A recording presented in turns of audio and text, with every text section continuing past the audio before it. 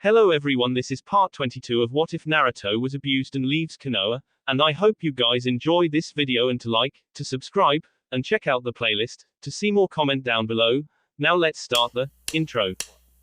They call me a god. They call me a god. They call me a god. Naruto said it when he was 7 and he would gladly repeat it when he was 16.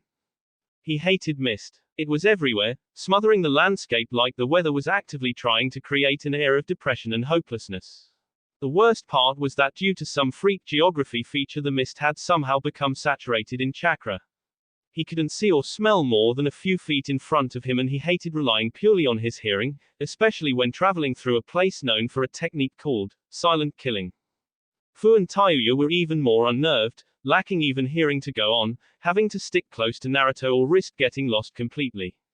Naruto cursed constantly to himself. He knew he should have sent a message ahead and gotten a guide. Too late now. He sighed for the umpteenth time and trudged on, doing his best to ignore the oppressive mist and stick to the somewhat obscured path that he hoped led to Kirigakure. Seriously, is Konoha the only hidden village actually easy to find? Of course, Tayuya was more vocal in her cursing, swearing every few minutes when she tripped over something or nearly lost sight of Naruto. If there were enemy ninja watching and then she made it fairly easy for them to be found. He didn't stop her though. It was almost comforting to hear her voice even if it was just curse words. Fu was much quieter, having been here before and experienced these conditions on her last visit. Hey shithead, are we fucking there yet, or am I going to have to stop and ask for directions? Naruto's eyebrow twitched dangerously as he continued walking ahead. How the fuck should I know? We could be walking in circles. He was becoming more irritable as the hours dragged on, and it was partially true that he didn't know where they were going. He might have still had his sense of hearing intact, but it didn't do him a lot of good when there was nothing to listen to except Tayuya bitching and moaning. And we are not stopping for directions, I'll get us there. Tayuya just huffed to herself and crossed her arms under her chest, mumbling to herself. Fu seemed to get more and more miserable as time passed. Naruto wondered if it was because of Chome. If anything hated water more than an animal with fur, it was an insect, knowing that they couldn't fly if their wings were laden with water. He cursed again as he slapped another mosquito that landed on his neck. It didn't seem to stop these ones though. He sighed to himself, letting his arms go limp in front of him as he strained his ears listening for any signs of a direction they could go in. Right. Fuck this. Naruto's face set into a determined mask as he breathed in as deeply as he could, his chest expanding to accommodate all the air. He forced his chakra in, saturating his lungs with an equal measure of both his and Kurama's chakra. Wind style, grand great breakthrough. Naruto released an enormous gale from his lungs, comparable with a small hurricane as it blitzed through the landscape, clearing the fog and even ripping a few trees out of their roots. Naruto smiled to himself as he looked around the now mist-free environment, panting a little from the weather scale jutsu. Tayuya just gained a tick mark over her forehead as she looked around them. You couldn't have done that 3 fucking hours ago. Exclamation mark quote. Naruto just put a palm to his forehead, quelling his rising headache as best he could. He just motioned for them to move on before the mist settled around him again. He didn't fancy doing that jutsu every 5 minutes or so. Unfortunately, they didn't plan on one thing. None of them knew at all where they were going. The problem with Kiri was that because of the mist, nobody could make an effective map of the place. The only true way to get in or out was experience or a guide, or sheer chance. That meant that even though the 3 of them could now see more than a few feet in front of them, they were still hopelessly lost. Thankfully, fate seemed to throw the trio a bone for once as 2 figures appeared in a nearby tree. Naruto's hand instinctively went for a kunai in his pouch, but he froze when he got a better look at the new arrivals. Ow. Chojuro. He received equally incredulous looks from the 2 mist nin as they looked over the now rather tired group. Naruto, Fu, and Tayuya. Naruto quickly clarified for them, their faces turning into those of recognition and understanding. Hi Fu. Fu smiled warmly at the blue-haired swordsman, causing a small blush to break out over the bridge of his nose. Hi Chojuro. He waved at her timidly, and Naruto once again thought that he needed some serious confidence counseling. He was a swordsman of the hidden mist, but he certainly didn't act like one. I should have known it was you, Naruto. Only you would be brash enough to simply dispel the mist around Kirigakure. You know, in my day, we used to hire guides for this sort of thing and their pay would go towards helping the village. Naruto just nodded along, knowing that Al was in lecture mode. He had never actually seen how long they lasted. Mei would usually threaten him with death before he could say much. So are you guys here to help us get to Kiri? Al shook his head, the earrings with the kanji for, to hear, shaking as he did so. No, we were merely sent out here to investigate the high-level jutsu you used to clear the mist. Naruto smiled sheepishly and just shrugged innocently, Tayuya now giving him glares. Like I said, 3 fucking hours ago would have been nice. Naruto kept his smile up, although it looked remarkably strained at this point. All this time walking through the mist had slowly worn down his last nerve. So can you guys help us get into Kiri now? We need to speak to Mei. Al just nodded while Chojiro's attention appeared to be elsewhere, specifically Fu, who was just looking around the landscape. Of course, Mei always looks forward to your visits. Naruto smiled sheepishly again, this time out of embarrassment, and just motioned for the 2 Kiri-nin to lead on. The enlarged group quickly took off through the now much clearer and more visible surroundings. In Naruto's personal and unspoken opinion, Kirigakure was one of the most beautiful places he had ever visited, and a small part of him said that he ever would. The elegant and perfectly crafted buildings reached up into the sky, the wet stone of the cylindrical buildings glistening with moisture that caught the light no matter what time of day it was. The village itself was rather spread out for one of the hidden villages, more relying on their mist to confuse and disorient any potential threats instead of walls. The people of Kirigakure adopted a buildings are less precious than lives approach to war, sometimes sacrificing entire districts for the guerrilla tactics. That didn't mean that they neglected their homes, and through the early morning mist that was obvious to everybody standing atop the cliff that gave the best view of the village. In the center of it all was a large circular building, resting atop great stone arches with a multitude of aqueducts sprouting from it like the focal point of a spider's web. Naruto actually heard Tayuya's breath catch in the back of her throat as she looked out over the indescribable vista. Exactly how he and Fu had been on their first visit. Al motioned them on, knowing that many of the Kiri shinobi didn't like foreign ninjas standing around in their village. It was nothing personal, but tensions were still a little high after the recently won civil war. There were no gates to Kiri anymore, the last ones having been destroyed in the last fight of the war so that the rebels could stream in and overwhelm the loyal shinobi. Everywhere you looked, despite the overall beauty of the place, you could see the evidence of conflict. There were scorch marks from excessive fire jutsu, walls caved in from pressure or explosions, sometimes entire buildings lying in rubble. Naruto sighed as he took in the sights. War was never a pretty thing, he had learned that much in his brief life so far.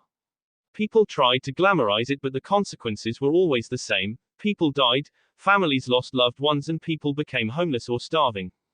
They all entered the Mizukage Tower, the 3 foreigners glad to be out of the ever-present chill the mist provided.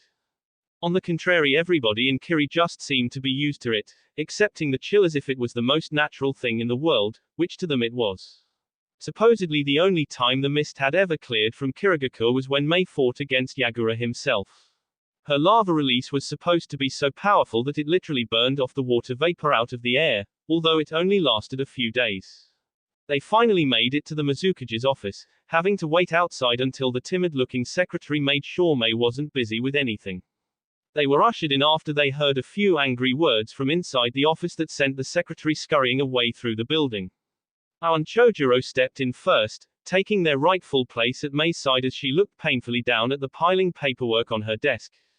Ah, I can see why Yagura lost it now, there's no end to this damn paper. And why is it always soggy?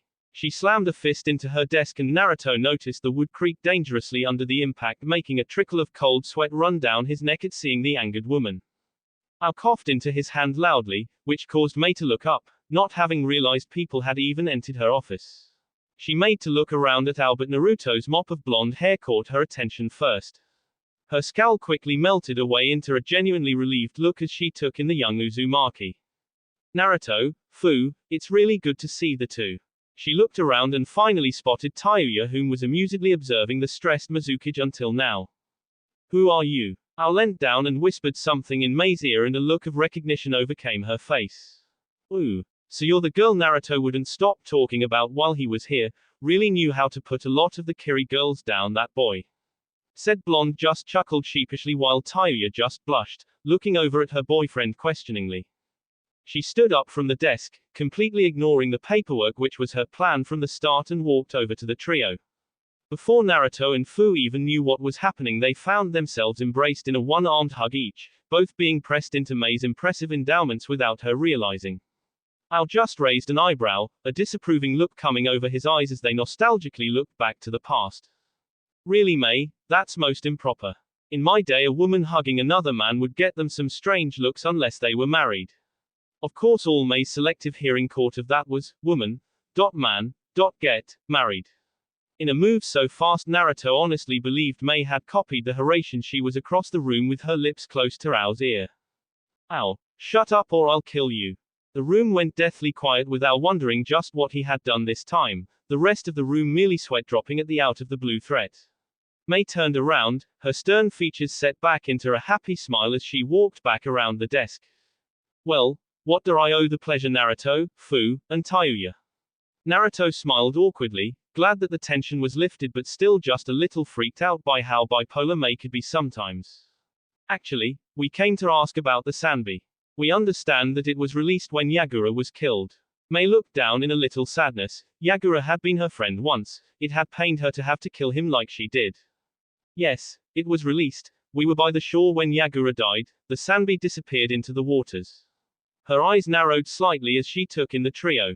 What is the San's business with the Sanbi? Naruto shook his head quickly. No, this isn't about the village. We are only here to make sure Orochimaru doesn't get his hands on the Sanbi and to get some information of his whereabouts. Mei sighed to herself, walking across the room and flopping down in her large comfy chair. Well, at least that confirms the sightings of Sound Ninja around the coast. Naruto's eyebrow raised, that meant Orochimaru was in fact making a move, and soon it seemed. I have no idea what the snake thinks he can do with a tailed beast. I hope the thing rips his head off. Naruto had also been wondering that. The only thing that made sense was for Orochimaru to be planning on making a Jinchuriki. If Naruto could help it, he wasn't going to allow that to happen. He wouldn't let another poor child live like he had, especially with Orochimaru. We are currently much too busy with the repairs, fortifications and missions to investigate the rumors, but if you're willing to take care of the problem, I have no problem in letting you know the details. Naruto nodded his head in thanks. Supposedly the sightings have all been along the eastern coast of the main island, near to where Yagura died. It makes sense to start a search there, but in my opinion the Sanbi is probably long gone. As if, Isabu was the laziest bastard I've ever met, even for a turtle. I bet he hasn't moved more than a few hundred feet from where he was released. That big turtle is so docile it makes me wonder how we even came from the same chakra source. Naruto looked over at Fu, and from her distant expression he could tell she was receiving similar information from Chomei. Are you sure, Kurama? Kyubi didn't say anything, but he could feel the nod from inside his mindscape. Thank you, Mizukage-sama, we'll start looking there. Mei just groaned at the name, looking like she seriously wanted to melt something at that point. Please, I've told you before, call me Mei. Mizukage makes me sound so. She scrunched up her face in disgust. Old. Naruto just nodded with a smirk. Mei's insecurities about her age and marriage were well known throughout the Land of Water, not that anybody would dare talk about it around her. Mei motioned to Ao with a hand and he stepped forward from his position behind her, still weary of her earlier threat despite the frequency of such occurrences. Ao, I want you to accompany them to where the Sanbi was last located.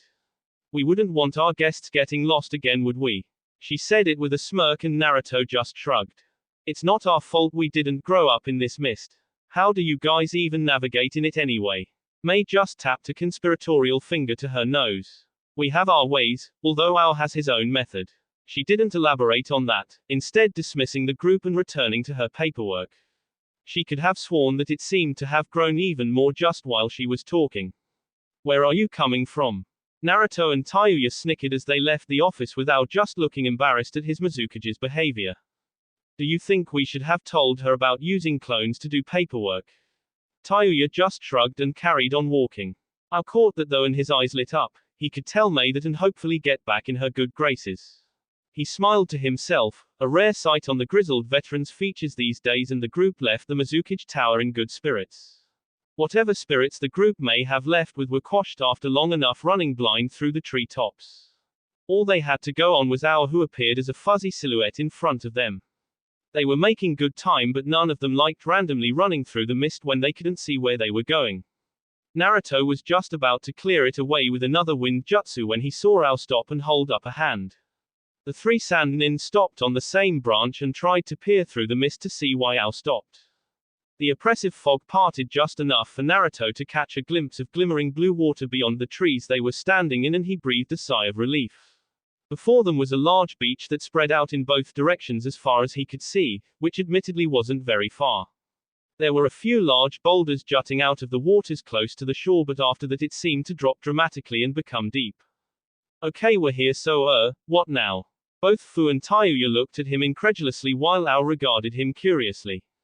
Are you fucking kidding me? You don't have any plan at all.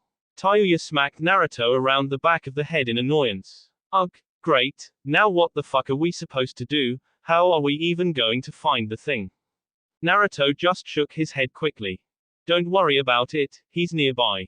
Ao's look of curiosity grew at the strange declaration as Naruto realized that the three of them weren't alone. He sometimes forgot that some people didn't know about his tenant, and now he was receiving suspicious glances from the man. Ao's visible eye narrowed for a fraction of a second before his features relaxed and he nodded. Very well, I have escorted you as ordered. When you require a guide back to Kirigakure, use that same jutsu as before. Either me or another shinobi will come to bring you back. Naruto nodded his thanks, wondering about the sudden change in the man's attitude but not questioning it. They watched Ao disappear back into the swirls of mist, masking his presence instantly to all except Naruto, who listened to him leave for as long as he could. Naruto sent another glance behind him at the sprawling ocean and grinned, quickly closing the distance between their position and the shoreline. He was quickly followed by Fu and Tayuya, who looked around, awed at the massive beach that appeared to take up the entire coastline but for all they knew could only be a few hundred meters long. Well, Kurama. He felt the impatient nod from his head as Kyuubi returned to branching out with what senses she could muster from within Naruto's body. Yes, Isabu is close, I can feel him. He's deep below the waters, although I'm not sure how you plan on bringing him out. He's naturally reclusive, loves peace and quiet, and if he had his way would gladly just sit out the remainder of his life at the bottom of the ocean. Naruto cringed, much too docile for his tastes. How could you live your life without excitement or adventure? It would feel far too empty. What about just flaring your chakra or chomais? Wouldn't that bring him out to investigate? He felt Kyuubi shake her head slowly. No, Isabu hates us almost as much as Shukaku. He never liked that he was pigeonholed as one of the tailed beasts, purely because we are a form of kin. It made humans far too interested in him, disrupting his peace and resulting in him getting sealed. Naruto nodded, he could at least understand that, somewhat. He looked out over the ocean, his mind already whirring with ways to draw out the reclusive Biju as he gazed at the sunset. The light from the fading sun filtered through the mist, creating beautiful hues of orange or red, and tinged the sky a light pink. Okay, there's nothing we can do today, we should head further into the forest and set up camp. Tayuya looked displeased. She had hoped their business would be quick so she could return to somewhere warm and dry. Her hair was already becoming a nightmare. She was just glad that the land of water wasn't too humid or it would be uncontrollable. She definitely wasn't looking forward to sleeping in the mist. Everything would get soaked through the night. Fine, let's just get to sleep so we can get this over with tomorrow and get out of this fucking mist. Naruto nodded his head in agreement while Fu seemed rather distracted. Usually at moments like these Naruto just figured she was talking to Chomei. They seemed to do that a lot nowadays. He often wondered what they talked about and wondered if he looked the same when he was speaking with Kyuubi. No, Kit, you look a lot more idiotic. He just growled in annoyance and followed Tayuya into the forest so they could set up camp and get some sleep. Hopefully by the morning the mist would have cleared so they could at least see themselves do nothing all day in an attempt to get the Sanbi to surface. A few minutes later they were all getting into their sleeping bags, with Tayuya forcefully getting into Naruto's. He smiled, missing these times when they were out on the road just snuggling up to one another. It gave him nice thoughts as he drifted off into sleep. Fu was the first to wake up. No matter how long she spent with Naruto, she still could never get more than a few hours sleep. It never really affected her, so she never really questioned it, but it did mean a lot of fumbling around in the dark early in the mornings. Why can't I have night vision like Onisan? It's not fair. Then again, she could fly. In her opinion, that was a much better trade-off. Naruto had often expressed his jealousy over that particular ability of hers. She idly noticed that the mist had cleared up, giving them much better visibility in all directions. She also noticed that at some point in the night she had managed to work her way across to Naruto, where he had instinctively wrapped his free arm around her shoulders. It was an old habit from time spent on the road that it seemed her body never quite got rid of. She simply felt safe wrapped up in Naruto's arms, and in a way she envied Tayuya for getting his warmth at night. She stood up and stretched off all her muscles, including her wings, after letting them unfurl from her back. She thought about taking a quick flight like she liked to do in the morning when traveling, but thought against it considering she didn't know who might see her. Naruto had never actually come out and discouraged her from flying, but she could tell it caused him a lot of hassle when a villager noticed her soar overhead. Instead, she chose a random direction and started waking, intending on investigating the area a bit, mostly out of boredom. She wouldn't get lost. Finding Naruto to her was like finding her own hand. It was easy for most Jinchuriki to find others, but for Naruto and Fu it had become practically instinctual. As long as they weren't separated too much, then they could always find one another. It was just another benefit that their tenants gave them.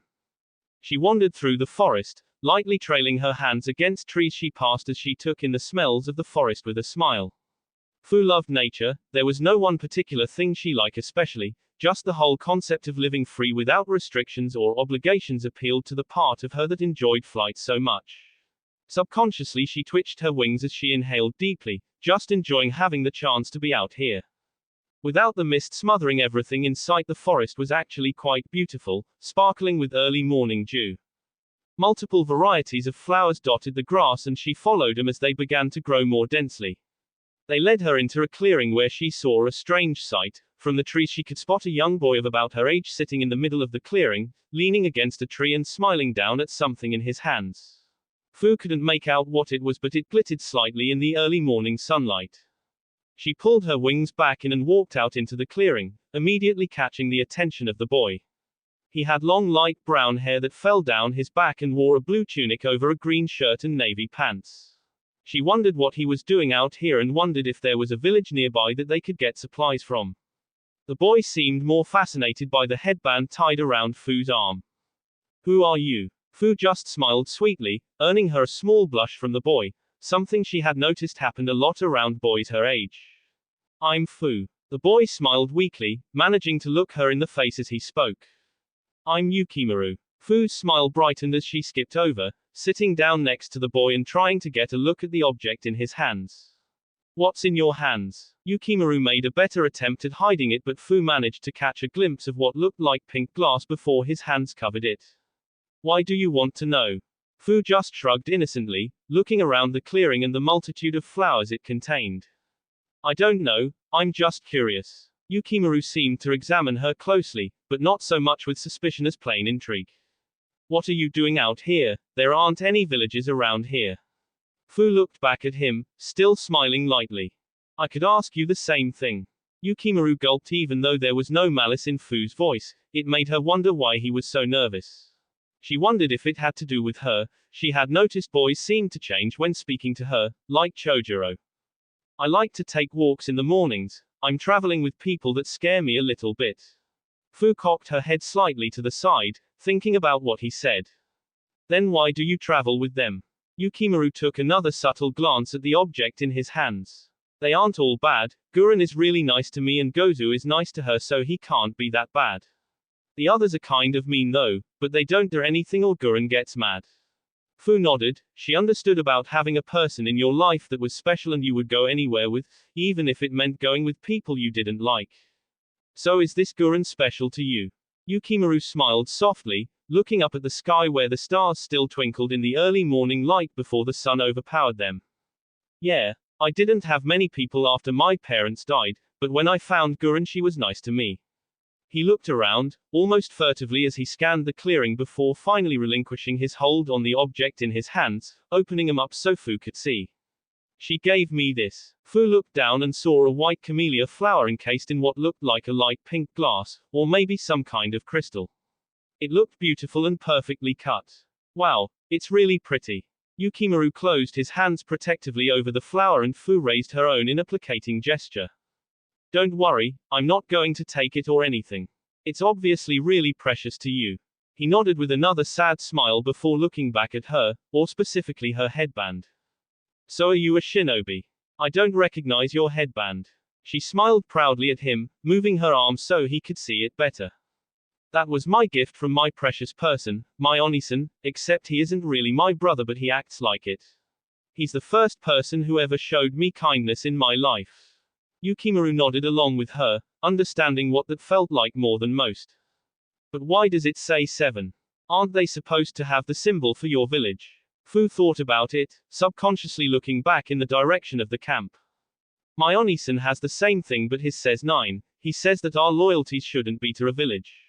They can be destroyed, moved, or rebuilt. He likes to think that his loyalties are to his friends and the people he loves, or at least that's what he told me. Yukimaru smiled, he liked the sound of this person's brother, he sounded a lot like Gurren, although she was loyal to Orochimaru. But why 7? Or 9? Fu just smiled devilishly, eliciting a second blush from the young boy. That's a secret. Yukimaru wanted to ask more but he found he was a little shy around this strange girl. So what about you, why are you out here? She motioned with her hands to the clearing in general, so far away from any village. Yukimaru's head dropped down and he stared at the flower-ridden floor. I'm not supposed to say. Fu just opened her mouth lamely before closing it again. Oh. They sat in silence for a while, neither sure how to continue the conversation before their answer was given for them. Fu. Her head whipped up and looked in the direction that the voice had come from. It was Naruto, she knew that much.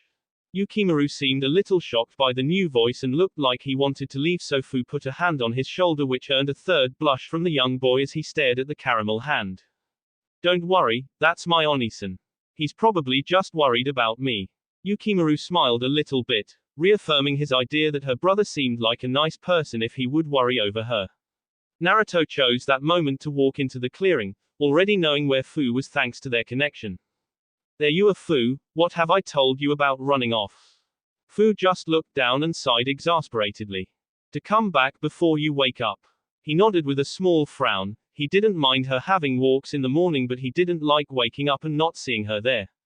He noticed the boy sitting next to Fu and saw her hand on his shoulder, he immediately became suspicious of the situation. Fu, who's this? He kept the hostility out of his voice until he was sure about the situation, not wanting to frighten the boy if he was innocent. Fu just smiled up at him, patting Yukimaru on the shoulder. This is Yukimaru, I met him out on my walk. Naruto smiled softly, it was just Fu being her usual self, trying to make friends with as many people as possible. He guessed she took after him in that regard. His smile grew warmer as he walked over, noticing that Yukimaru seemed to grow uncomfortable the closer he got. It reminded him of the first time he met Fu. Hi Yukimaru, I'm Naruto. He held out a hand while crouching down and the boy tentatively took it, shaking hands lightly. I hope Fu wasn't too much trouble for you. Said girl pouted lightly from the insinuation while Yukimaru just blushed again.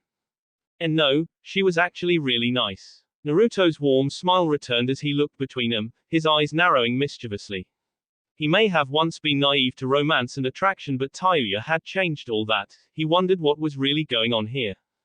Well good. Fu seemed to catch the slight insinuation in Naruto's voice and the ever so slightly joking way he talked and scowled.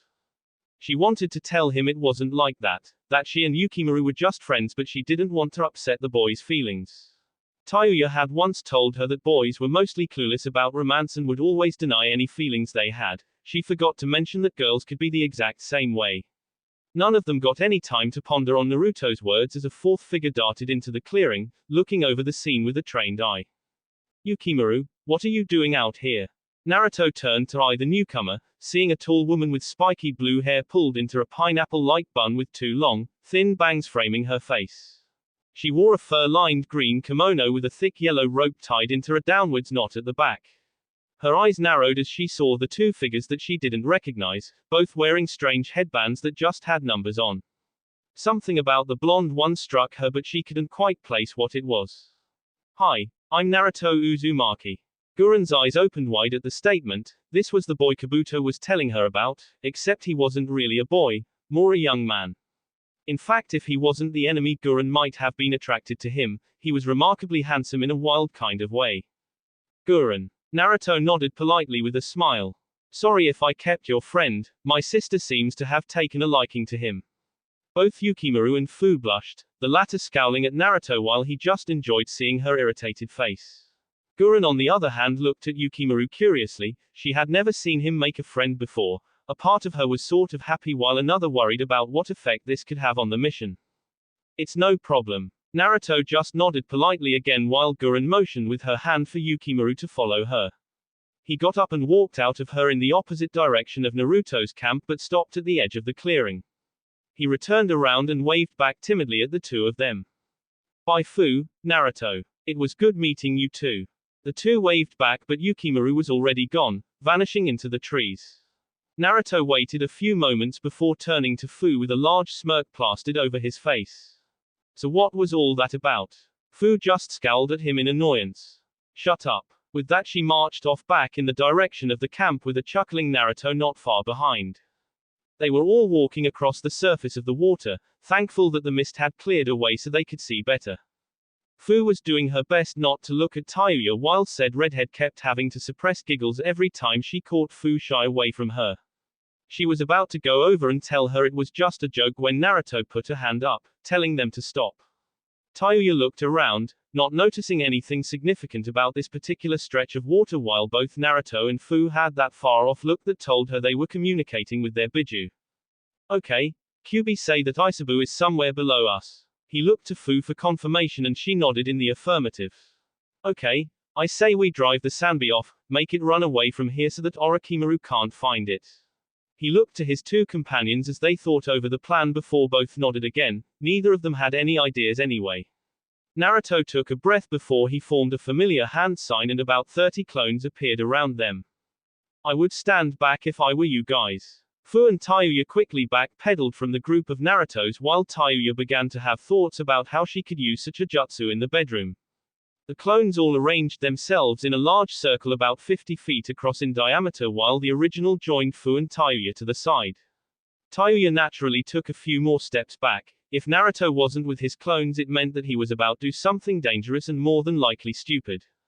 All the clones gripped their wrists before energy coalesced in each of their hands, all of them forming their own Rasengan about the size of their head. With an unspoken signal between all of them they simultaneously plunged their hands into the waters below them.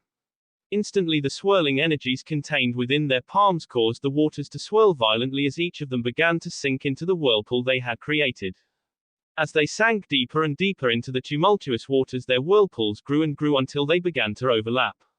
In the center of their circle the waters began to sway and shift until it too began to rotate round and round. The miniature riptides the Rasengans had created merged into one enormous maelstrom, spinning the clones round and round as they fought to stay upright on the angry water. The whirlpool became deeper and deeper until finally it looked like Naruto had created a whirlwind that connected to the ocean's floor. Fu and Tayuya could only watch on in amazement as Naruto practically bent the ocean to his will, opening up a void in the water that they could see straight down to.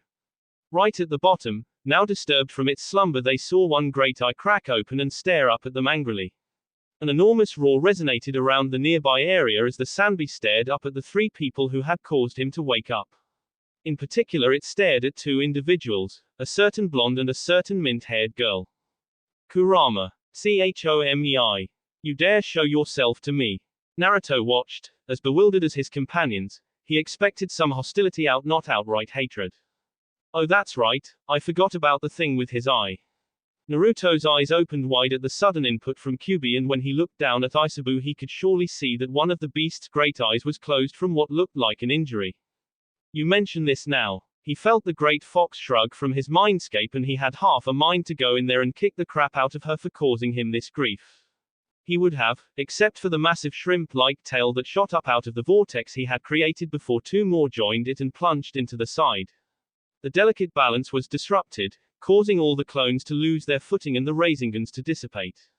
The ocean water around the whirlpool heaved for a moment before all of its pent-up energy crashed back in, trying to crush anything inside.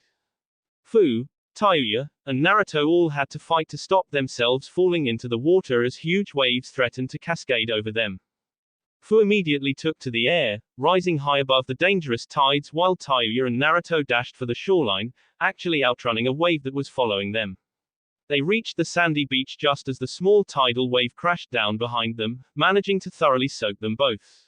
Tayuya just stood there fuming as Naruto looked back over the now calm again waters while Fu gracefully dropped in from the sky, allowing her wings to fold back into her back. Well, that fucking worked out great. Got any other bright ideas, fucktard? Naruto shrugged idly, with his hand up at his chin. He had a few more ideas, but after that little display from the Sanbi he figured they would work just as well as his first. Nope. Fu. The young girl just turned, shocked that he was asking her but shook her head anyway. Well then we're stuck until whoever Orochimaru sent gets here. They'll probably have a way of getting the Sanbi, probably the child they're going to use as a Jinchuriki. Our priority should be getting that child away from them. After that it's eliminating the sound ninja so they can't try it again. Tayuya looked highly annoyed but she nodded anyway after a sigh. Fu seemed more hesitant but after a gentle smile from Naruto she also agreed. So that was what they did. All of them moved back from the shore and took up a position in the trees overlooking the coast. They spread out to cover more ground and occasionally Naruto would dart between them using his Fujin no Iki to check up and see if they spotted anything. After about 3 hours of this they were all growing bored, wondering if those rumors about Orochimaru were in fact that, rumors. Finally Naruto spotted something. A small group of odd-looking people emerged from the tree line, their eyes darting around for enemies. There were 7 in total, a strange effeminate man in a full-body blue slime suit, a squat man with grayed skin and a strange device strapped to his arm, a taller man with dark gray hair and a gas mask, a bulky man with a narrow face, a younger man with a cocky grin and a scarf wrapped around his neck and finally a tall woman with a smaller child. He groaned when he recognized Gurren and Yukimaru before his eyes turned hard as steel. He should have known he was the Jinchuriki to be, why else would he be out here? He couldn't prevent the small growl that escaped his throat, but luckily none of the newcomers heard him. For now he intended to just observe and see how they intended to bring out the Sanbi but not before he sent a message along to Tayuya and Fu telling them not to interfere for now. He watched as the odd group walked up to the highest point on the coast, a large cliff that overlooked the calm waters. They seemed to send Yukimaru out in front of them while the others took up protective positions around the boy. Naruto watched in fascinated as Yukimaru looked out over the ocean before taking a comforting glance back at Gurren. He turned around and with more confidence he began to scream. It wasn't a normal scream, this one seemed to resonate off of everything in sight. Blue light began to crawl around the boy before it shot up out of him in a beam, parting the clouds above him. He positively glowed with energy as he continued to scream out to the sea and Naruto suddenly found himself overcome with a wave of utter peace. It was like the boy's cry was resonating deep within him, calming him and putting him completely at ease. He shook his head of it, knowing he needed to be alert for what might come next. Sure enough, as he continued to watch the waters around where he knew the Sanbi dwelled begin to churn and writhe before more of the strange blue light erupted from the surface. It coalesced until it took on the form of a spectral 3 tails that looked around curiously, first at its surroundings, then at Yukimaru. It took a hesitant step forward on the surface of the water before Yukimaru collapsed, probably from the strain, and the phantom image dissipated into nothing. Naruto couldn't tear his eyes away, it was just astounding to watch. It seemed like the boy was the key to the Sanbi, sharing some kind of connection with it. He suddenly realized that it wasn't just the Sanbi, Yukimaru seemed to be intertwined with the Biju themselves. During his scream Naruto had felt the urge to simply reveal himself and run to Yukimaru, not knowing why. This was both a dangerous and fascinating revelation, one that he would have to research after he rescued Yukimaru. He hadn't failed to notice that when Yukimaru collapsed Gurren was the first to rush over and catch him before he hit the ground.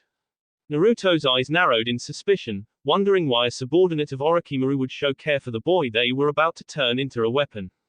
He wasn't sure what to do now. Their attempt to bring the Sanbi out had obviously failed. It seemed Yukimaru wasn't strong enough to do whatever it was he could do. Naruto knew this wasn't the end of it though. Orochimaru wouldn't just give up. He would be back, and anyway Naruto wasn't here for the Sanbi, he needed information. He sent a message to Fu and Tayuya and after a few moments the two of them appeared near him, also looking out over the strange scene with interest. So what now? They failed, right? Naruto just nodded, his eyes still fixed on Yukimaru being cradled in Gurren's arms. Onisan, why is Yukimaru with those people? Naruto just sighed and looked around at his little sister, before turning his attention to both of them. Like I said, the priority is getting Yukimaru away from them. Keep one of them alive, Preferably Gurren, she looks like the leader.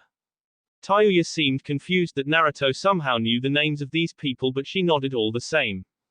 The group didn't look all that tough anyway. She figured it would be easy to keep two busy each while Naruto went for the leader. Tayuya, you take the short one and the one in the gas mask. Fu, you take the blue one and the guy with the scarf. I'll take Dumbo and the leader. If you see a chance to get away with Yukimaru, don't hesitate, but make sure they can't come after us. After receiving the two nods he needed, Naruto turned back around. The group of 7 were all clustered around Yukimaru's shivering body. Using his power drained him of nearly all his energy, and it still wasn't enough to summon the Sanbi. Gurren checked over him, making sure he was going to be okay before looking around at her team.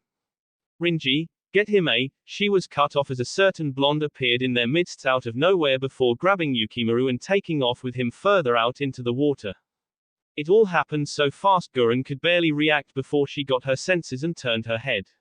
In nearly the same instance a green blur appeared, squarely kicking Rinji in the jaw, sending him hurtling into the water, already unconscious from the flight-aided blow. Not too soon after, Tayuya appeared with her bow staff in hand, already crackling with lightning, and used it to hit Kigiri in the temple, also knocking him out. Gurren's team was given no time to recover as Tayuya immediately engaged Kihu, trying to hit the contraption on his arm that was no doubt the source of his power. Likewise Fu was already trying to get in a few blows on Nurari, the effeminate man proving difficult to hit as each member was driven off in separate directions. Gurren could only watch as her teammates were first taken down, then separated even as Naruto got farther away with Yukimaru. Gozu, with me, we need to rescue Yukimaru. The large man just nodded dumbly before taking off after Naruto across the water. In that time Naruto had managed to create a clone, handing Yukimaru off to him before turning around and holding his ground, or water as it were. It didn't take long for Gurren to catch up. Her eyes narrowed nearly into slits as she stared at Naruto. Crystal release, Jade Crystal Blade. Thanks to their synchronized attack, Tayuya was only left with one opponent. Unfortunately he proved to be a slippery bastard. As soon as he recovered from the shock of seeing 2 of his teammates taken out so easily, he began using the device on his arm to fire exploding projectiles out at Tayuya, forcing her back and into the forest. She was forced to use trees as cover, but only until Kihu obliterated them with another launched bomb. Tayuya learned quickly not to stick around when they exploded. She had accidentally inhaled some of the noxious yellow smoke the explosives created and was still feeling lightheaded. Right now her vision swam as she bounded through trees, only managing to stay on a branch for less than a second before it was shredded along with the rest of the tree by another bomb. She ducked to the left, just avoiding another which sailed past her head, missing her by inches. Don't you ever fucking run out of those. Her only reply was another cry. Dark smoke spear. She was forced to bend her body out of the way as the ground beneath where she had been standing erupted into another crater filled with the yellow smoke. She couldn't even see where the squat man was firing from because she was too busy dodging to look. Summoning Jutsu. Instantly she was surrounded by falcons, all hovering in the air, awaiting her command. Kamikaze falcons. The birds took off, speeding through the trees in search of their target hidden amongst the forest. Tayuya waited with bated breath, her vision finally allowed to clear as she awaited another explosion that never came. She continued to wait, her hand on the ground as she crouched, just listening for any sign of movement. She heard an explosion not too far from her position, followed by a few more as Kihu tried to eradicate the birds before they could get close and give him a taste of his own medicine. Tayuya sprang to her feet, moving off through the trees as silently as possible in the direction of the explosion, a smirk on her face as she readied her staff. When she came across the clearing where Kihu was rapidly firing into the mass of birds trying to blow him up, she waited until his back was turned before jumping down with her staff raised. As she fell, a large arc of lightning danced across the metal of her staff, giving her a tickling sensation as it ran through her body. Bass drop. Her staff struck the ground, creating a shockwave that literally ripped the air molecules around her. The ground cracked and warped as lightning crashed through the earth in the direction of Kihu, who could only look around in shock before the ground beneath him caved in. He suddenly found himself encased up to the waist in earth, unable to free himself, and that gave the falcons swarming around him enough time to hone in on their target. They screamed down on him, their wings set ablaze as they did so before they all impacted with the ground, sending up miniature mushroom clouds from their attack. Tayuya watched calmly from the edge of the clearing, waiting for any sign of movement from inside the cloud of dust and debris. When she saw none, she smirked victoriously, already turning around to leave. Not so fucking tough. She regretted those words as she heard another cry. Smoke dragon. She pivoted on one foot, just able to get away as a massive dragon comprised entirely of a thick white smoke charged at her, impacting into the ground where she had been. It crashed in, returning to smoke, but as soon as Tayuya took a relieved breath, it simply reformed itself, charging her again. This time she wasn't fast enough to dodge and could only bring her staff up in defense. She spun the metal rod until it was just a circular blur of light in front of her, acting as a shield that would block most attacks. Unfortunately, the dragon passed right through her shield, only getting slightly warped as it moved through the blue circle. Tayuya suddenly found her head encased in smoke, unable to breathe in case it was poisonous, and when she moved it just followed her. Her vision was obscured and her eyes were already starting to water. It was times like these she really wished she had a wind affinity like Naruto. He could simply blow this thing away. She couldn't speak to call out a jutsu, and as the seconds passed it looked more and more hopeless. She needed wind or something to draw away the smoke before she suffocated. Her staff was still out in front of her, spinning madly, forgotten as Tayuya tried to come up with a plan. It struck her in an instant, and although it was incredibly risky, she had to try anything now. Remembering what Naruto had told her about his swift release, she began to draw in the lightning chakra from her body, rubbing it together until there was friction. She used this spark to send her muscles into overdrive, exciting them and allowing them to move quicker than they should have been able. The staff in her hands became even faster, moving around so quickly it might as well have been a solid circle, blurring with lightning chakra. The smoke dragon around her began to warp, pulled into by the vacuum temporarily created by the spinning pole. It continued to get sucked in, and slowly there was less and less smoke around Tayuya's head until she could finally suck in a beautiful lungful of air. Kihu just looked at her, shocked that she had been able to escape as he tried to control the dragon that was being siphoned away by Tayuya's staff. She panted, looking across at Kihu angrily, and using the last of the electricity in her muscles she dashed across the field in the blink of an eye, smashing the squat man in the face so hard it broke his goggles. The smoke dragon finally dissipated and Tayuya finally allowed her staff to stop spinning, feeling her arms burn from the reckless use of an improvised swift release. She nearly fell to her knees, but she forced herself back into a standing position before looking in the direction of the sea, where she could see the waters begin to churn dangerously. She took off as fast as she could, already sending healing medical chakra throughout her body to fix the damage she had done to her muscles. What the hell are you doing now, shithead? Fu was having to weave through the air to prevent the strange semi-liquid projectiles her opponent kept slinging at her from all of his limbs. He proved to be as hard to hit as he was to dodge, able to bend his body in impossible ways to dodge any blow she might send his way. She had allowed the strange substance to get on her foot once, only for it to immediately drag her down, making it even more difficult to fly. She knew if she got any on her wings then she would be done for. Going hand to hand with this guy would be a mistake. She took a deep breath in before swiveling in the air and exhaling her golden particles. They immediately caught the light, refracting it and intensifying the reflective light to blinding proportions. Nurari just did something strange with his slime suit, the light getting bent around it until he was protected from the blinding rays and made invisible to Fu at the same time. She lost sight of him as he disappeared further into the forest, drawing her in. She had to dodge suddenly, using a nearby tree to kick off of as another globule of slime tried to hit her in the face, which would have surely suffocated her if she allowed it to hit home. She still couldn't see her opponent as they used that strange light-bending technique to mask themselves. Now she found herself dodging slime when she didn't know where it was coming from. She would hide behind a tree only to see some flying at her from the front. She was amazed at how quickly Nurari could change his position, but this wasn't really the time to be congratulating her opponent. If she couldn't see him, then she would have to find him another way. She only wished she had a lightning affinity like her brother. The slime seemed to be water-based and she could just shock him. No, she had a wind affinity which she saw very little use for in this situation, even with all of Naruto's training. She took to the skies again, trying to gain some height so that she could get a better fix on her opponent. She tracked a few of the sticky projectiles as they were launched at her, dodging them with ease before noting more coming from another, seemingly random direction.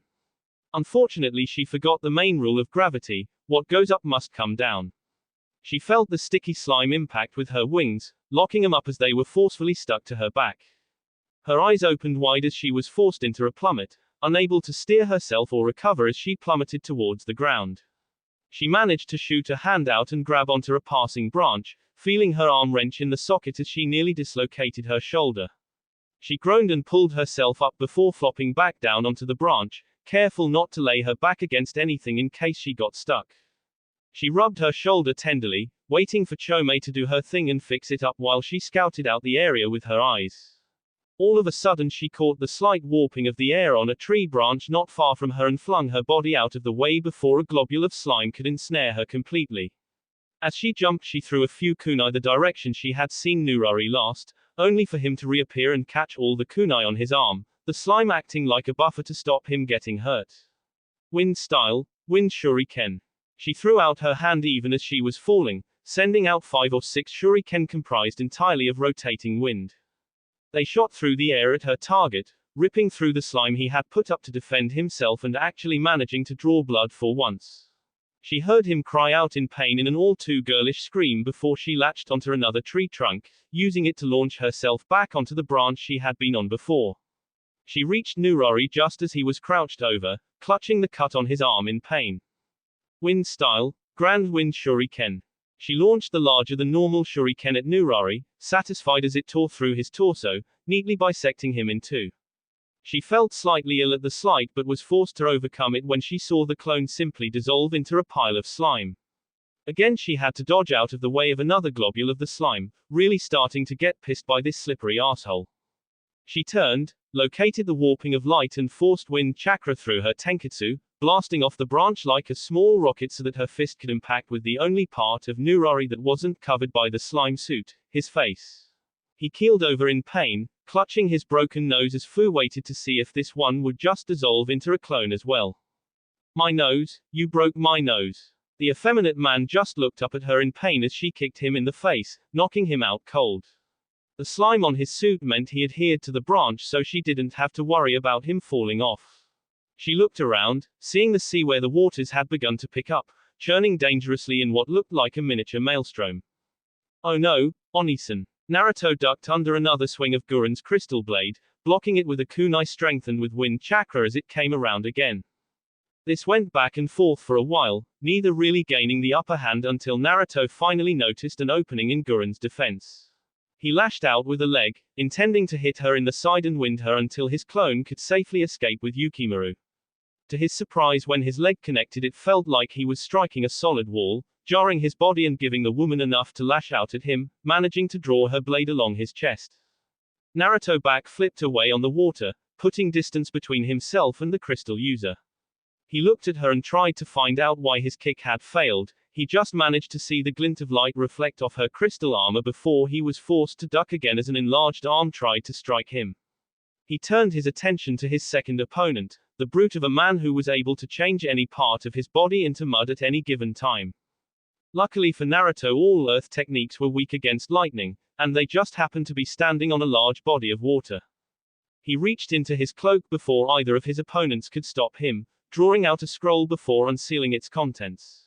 The two Reito falling out and into his hands, he could feel them almost buzz with excitement at the opportunity to be used again after so long.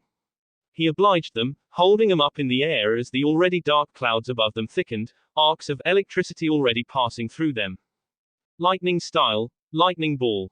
A single beam of lightning shot down from the heavens, striking the appraised blades as they crackled with raw power. Instead of being grounded through Naruto's body, he forced his chakra into the blades, using them to capture the electricity, focusing it into a ball between them. As soon as he thought it was big enough, he plunged the two swords down, releasing all the stored energy as they discharged the ball through the water below him. It spread out in milliseconds, arcing up Gozu's body until Naruto could see his skeleton. Although he knew it wouldn't be enough to kill him, he only wanted to incapacitate. Guren, on the other hand, seemed relatively unaffected, the translucent armor encasing her body chipped and cracked a bit, but she was otherwise unperturbed. He raised Kiba towards her, pointing the ever so slightly vibrating blade towards her. Give up. I won't let you turn Yukimaru into a Jinchuriki. Guren just snarled at him, enlarging the blade across her arm as she charged at Naruto, who simply raised one of the Kiba up to block the strike. Gurren had expected her blade to simply cut right through the strange tantos, but instead when she tried to cut them her arm blade was bisected, without Naruto even having to apply force. There was a reason they were known as the sharpest blades in the elemental nations. Yukimaru struggled in the clone's arms as it continued to run away from the growing battle, dashing across the water. No, stop. Gurren. What about Gurren? The clone tried to ignore the boy's pleas as much as possible, knowing that if he let him go with those people he would be subjected to a life of misery as a Jinchuriki. They both heard the thunder in the air before both turned to see the single bolt of lightning come down and strike the area where Gurren and Naruto had been fighting. Yukimaru's eyes opened wide, fearing the worst for the woman who had shown him kindness after so long. No. Guurrrreen. The clone found that the boy's struggles increased as blue fire erupted all around him, encasing him and nearly burning the clone. The energy shot straight up into the air, parting the clouds in a swirl as Yukimaru cried out. Naruto was finally on the offensive, swinging the kiba where he could, occasionally grazing Gurren's armor. Whenever Gozu recovered he would simply shock the water again, putting him right back down. He wasn't very skilled with the two swords, but he didn't really need to be, he just needed to get one lucky hit in. All three combatants felt it as the waters below them began to churn dangerously, putting them all off balance as they tried to adjust to the eddies. Suddenly the water burst apart, revealing the carapace of the one creature nobody wanted to see right now. The Sanbi burst into the air, summoned by the wailing boy's scream as it looked around its new environment. It saw the blonde from earlier fighting it out below him as its one good eye narrowed dangerously. Gurren and Naruto could only look up as the massive beast came hurtling back down on them, mouth open. Both fighters felt similar thoughts pass through their minds as they saw the terrifying sight approach. Shit. That will be it for this video. If you want more, comment down below, like, subscribe. And see you guys later.